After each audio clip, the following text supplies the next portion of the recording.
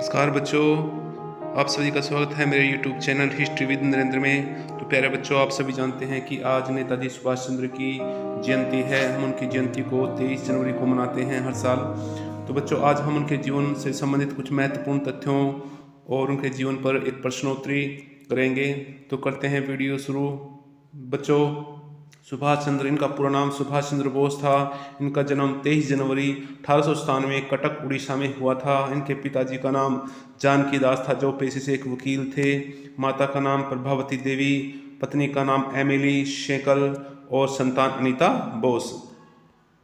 तो सुभाष चंद्र जी का जीवन परिचय। नेताजी सुभाष चंद्र बोस का जन्म 23 जनवरी 1897 को उड़ीसा के कटक में एक मध्यम वर्गीय कुलीन परिवार में हुआ था। इनके पिताजी जानकी दास बोस, जो कटक के एक मशहूर वकील थे। इनकी माता का नाम प्रभावती देवी था। सुभाष चंद्र बोस को मिलाकर जानकी बोस के कुल 14 संतानें थी, मतलब 14 भाई बहन थे, जिनमें 6 उनकी बहनें थी और 8 उनके भाई थे।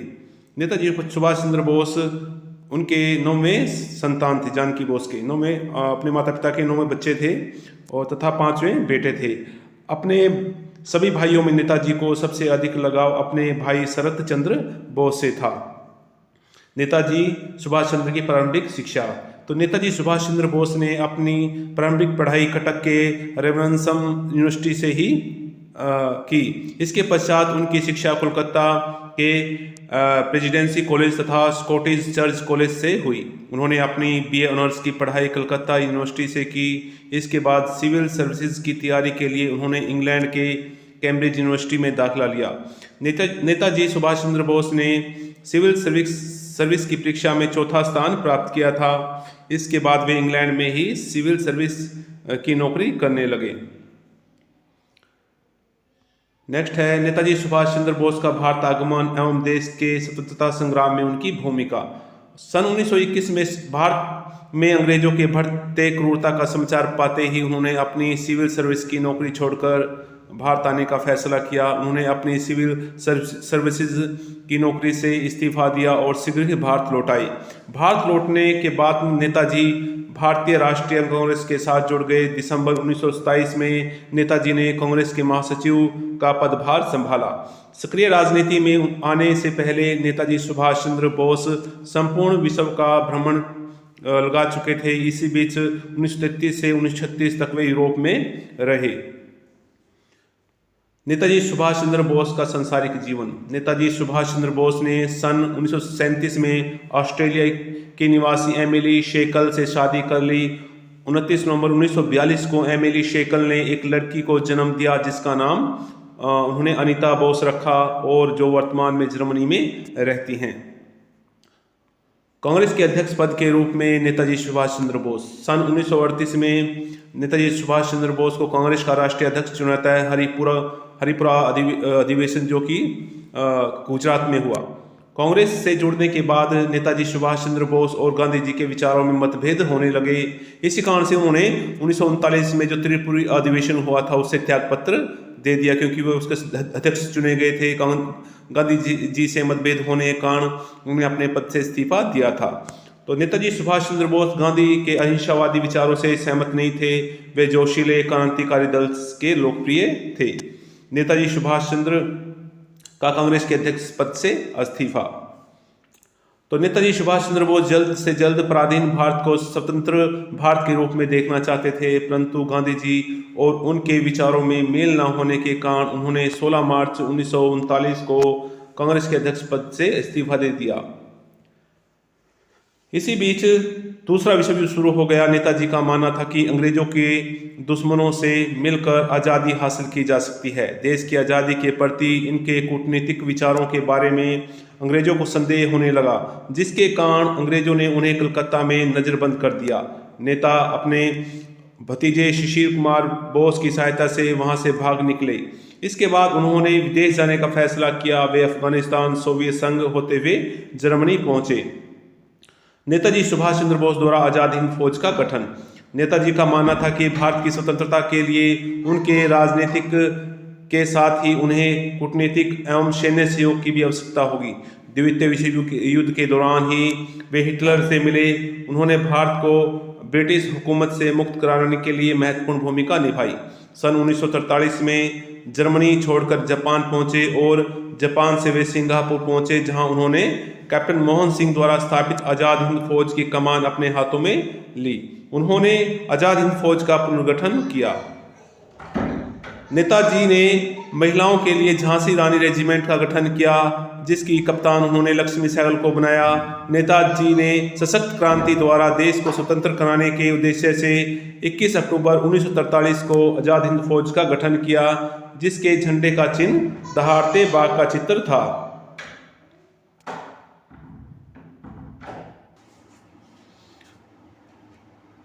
नेताजी सुभाष चंद्र बोस का नारा।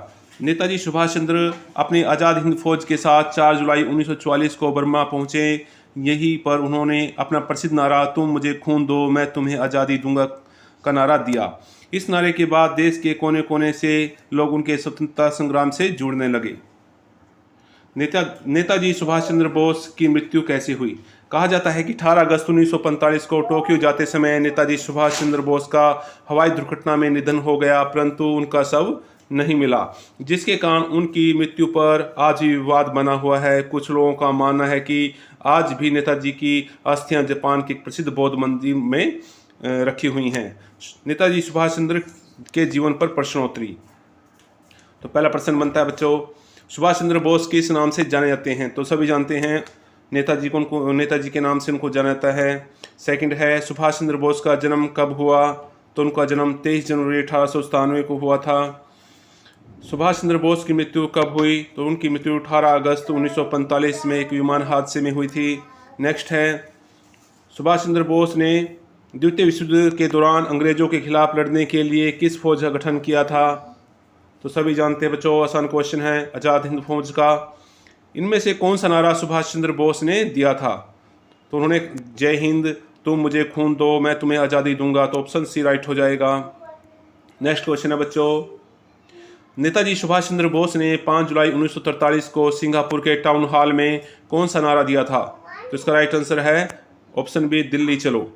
नेक्स्ट क्वेश्चन है, किस देश में प्रतिवर्ष 18 अगस्त को सुभाष चंद्र बोस का जन्म दिवस धूमधाम से मनाया जाता है?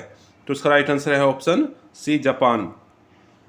नेक्स्ट बच्चों, क्वेश्चन नंबर 8, सुभाष चंद्र बोस के पिता जानकीनाथ बोस कटक शहर के मशहूर क्या थे? एक वकील थे। नेक्स्ट है, सुभाष चंद्र बोस सार्वजनिक जीवन में कुल कितनी बार कारावास गए? तो इसका राइट आंसर है ऑप्शन सी, 11 बार। नेक्स्ट है दोस्तों, क्वेश्चन नंबर 10, 3 मई 1939 को सुभाष चंद्र बोस ने कांग्रेस के अंदर डैश नाम से अपनी पार्टी की स्थापना की थी। तो उन्होंने कांग्रेस से त्यागपत्र देकर के फॉरवर्ड ब्लॉक की स्थापना की। नेक्स्ट है, सुभाष चंद्र बोस ने किस स्थान में भारतीय स्वतंत्रता संगठन और आज़ाद हिंद रेडियो की स्थापना की थी? तो इसका राइट आंसर है ऑप्शन डी, जर्मनी में। नेक्स्ट क्वेश्चन है बच्चों, सुभाष चंद्र बोस ने किस देश से सेना के साथ मिलकर ब्रिटिश व कॉमनवेल्थ सेना बर्मा सहित इम्फाल और कोहिमा में एक साथ जमकर मोर्चा लिया? तो इसका राइट आंसर है ऑप्शन बी, जापानी सेना की सहायता से।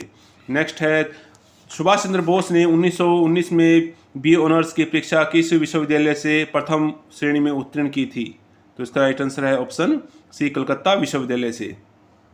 नेक्स्ट क्वेश्चन है बच्चों, सुभाष चंद्र बोस ने कब मानसिक और नैतिक विज्ञान का ट्राईपास ऑनर्स की डिग्री ली? तो इसका राइट आंसर है ऑप्शन ए, 1921 में।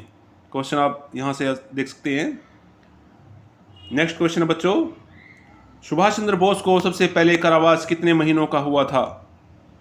तो इसका जो राइट आंसर है ऑप्शन 1 साल।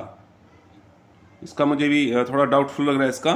नेक्स्ट क्वेश्चन है बच्चों, सुभाष चंद्र बोस ने कब राष्ट्रीय योजना आयोग का गठन किया?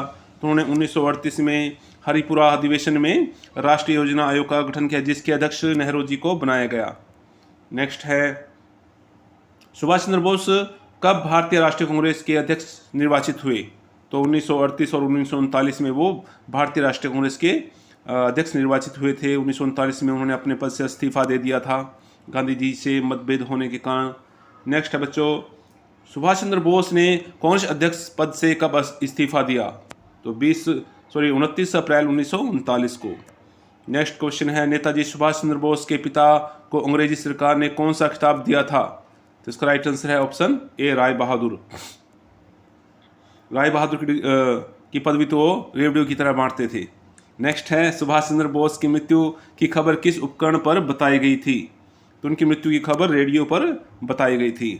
नेक्स्ट, तो यहाँ नेताजी सुभाष चंद्र बोस से जुड़े कुछ महत्वपूर्ण जो उदाहरण हैं, उन्होंने जो कथन कहे हैं वो दिए गए हैं। पहला है, यह अकेला खून जो स्वतंत्रता की कीमत चुका सकता है, मुझे खून दो और मैं तुम्हें आज़ादी दूंगा। यह सबसे महत्वपूर्ण और सबसे प्रसिद्ध कथन है उनका। नेक्स्ट है, एक व्यक्ति एक विचार के लिए मर सकता है, लेकिन वह विचार उसकी मृत्यु के बाद 1000 जीवन में खुद का अवतार लेगा। नेक्स्ट है, जब हम खड़े होते हैं तो आज़ाद हिंद फौज को ग्रेनाइट की दीवार की तरह होना पड़ता है। जब हम मार्च करते हैं तो आज़ाद हिंद फौज को स्टीमर की तरह होना पड़ता है। नेक्स्ट है, स्वतंत्रता नहीं दी जाती तो इसे लिया जाता है। नेक्स्ट कथन है दोस्तों, हम स्थिर नहीं रह सकते क्योंकि हम पूर्ण सत्य को नहीं जान पाते। नेक्स्ट टॉपिक है हमारा एसएससी और बैंक परीक्षाओं के लिए रोचक तथ्य हैं, महत्वपूर्ण तथ्य हैं जो कि बार बार एग्जाम्स में पूछे जाते हैं। पहला है, सुभाष चंद्र बोस का जन्म 23 जनवरी 1897 को कटक उड़ीसा में हुआ था। नेक्स्ट है, सुभाष चंद्र बोस का जन्म जानकी नाथ बोस और प्रभावती दत्त बोस के घर में हुआ। इनकी माता पिता का नाम है ये। बोस ने कलकत्ता नगर निगम के सीईओ के रूप में काम किया था। नेक्स्ट है, उन्होंने स्वराज अखबार शुरू किया था। नेक्स्ट है, चित्तरंजन दास जो कि उनके राजनीतिक गुरु थे। हाँ, ये इसमें ही बताया गया है, चित्तरंजन दास सुभाष चंद्र बोस जी के राजनीतिक गुरु माने जाते हैं। नेक्स्ट है बच्चों,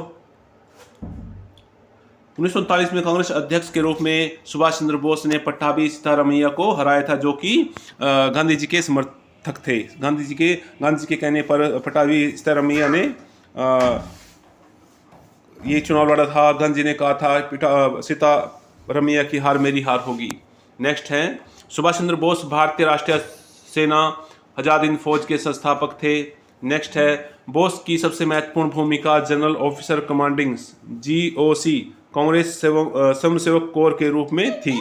नेक्स्ट है, बोस द्वारा लिखित पुस्तक द इंडियन स्ट्रगल 1935 में लंदन में प्रकाशित हुई थी, वेरी इंपॉर्टेंट। नेक्स्ट है, सुभाष चंद्र बोस ने 22 जून 1939 को अखिल भारतीय फॉरवर्ड ब्लॉक को भारतीय राष्ट्रीय कांग्रेस के साथ मिला लिया।